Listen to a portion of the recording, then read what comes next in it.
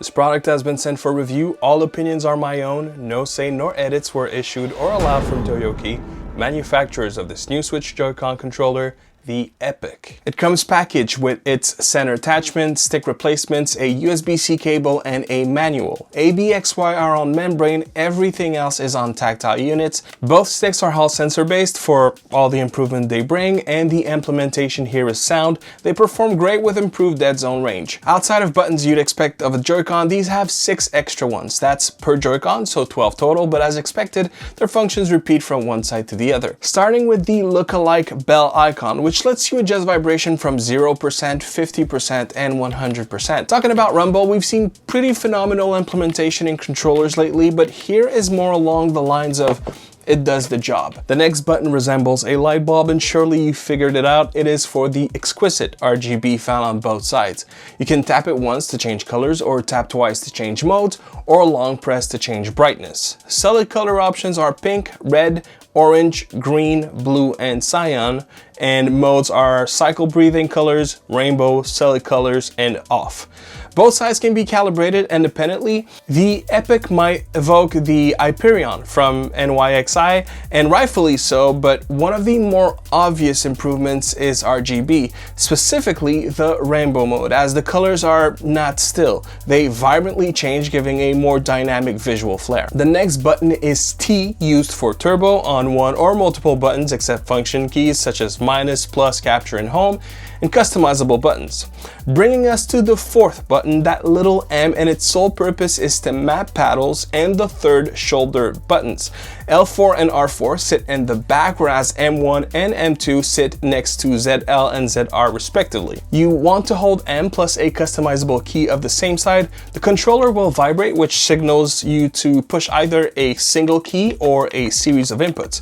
Now that's right, they can also record macros of up to 16 inputs, and those also include sticks. Once you've recorded your input or inputs, simply tap the button again and it is now set. Now to wipe it clean, just tap M plus the selectable customizable key and tap it again to save it blank. That function is not unheard of, and much like other implementations, they are limited to the inputs of the Joy-Con you set them on. In other words, the right M2 or R4 can map, say, ABXY, but not D-pad directions, and vice versa for the left Joy-Con. Mapping, which sounds like subscribing and liking and commenting. Hey, I won't mind if you do.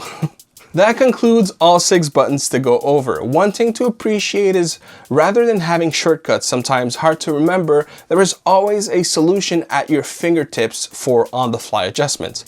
Let's talk D-pad for a moment, as it is a nice one. The tactile switches used are smooth, they almost sound dampened, which seems to be why they have a softer feel, not quite membrane-like, but I could expect heavy D-pad users to find their thumb hurt less after long play sessions.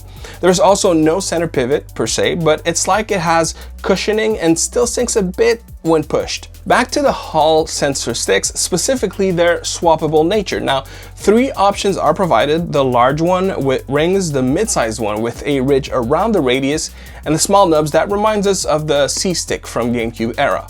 Overall, I like all of them and find it awesome that all 3 options are flat, something I find surprisingly pleasant and not common enough in controllers. Besides the shape and circumference, they also have different heights. The mid-sized one are particularly taller, which bigger hands may favor. And left for us to address is the comfort and ergonomics, which I would say is one of its strongest selling points. Much like NYXI, NYXI's, Hyperion's, you have a wide grip that feels great, but considerably more pleasant with the Epoch, partly due to having different textures to the back, the front, and the buttons.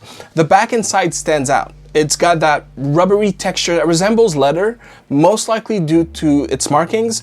It's impressive execution that makes it unlikely that this was not intentional, but if it was, what a nice difference it makes. The ergonomics are overall extremely well executed on this product, specifically as there isn't a grip that feels uncomfortable or a button that feels out of place. Even the extra feature buttons are not hard of reach, but also not in the way that would cause unintentional pushes. Also, for reference, the controller as a unit weighs 256 grams. Now, let's be real for a minute. The Switch is 7 years old at this point. It is fair to assume that manufacturers have little left to improve on the 11th iteration of already massive R&D lines of products.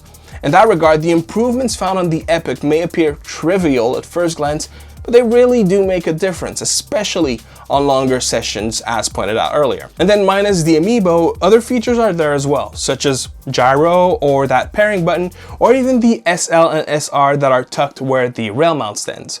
Each controllers have a 600 mAh battery, offering up to 5 hours of playtime and taking from 2 to 3 hours to fully charge. I covered the Hyperion recently, potentially a bit late after it got released, so to me it feels a bit surreal that a superior product comes out this shortly after my review, but in reality, content dating back to over a year ago makes me realize that DOYOKY did have time to revisit this form factor, and in doing so, to improve upon it, as currently I can comfortably say that it does so in every possible aspect. Not to mistake what I said with it being perfect, it's not. The rumble, for starters, is passable, but great it is not. It really is the only con I have though, because beyond that, anyone saying it's not their favorite would not be a con. It would be a subjective opinion. Saying we would like different color options would just as well be an opinion. Or rather, I'm left with another pro to this product.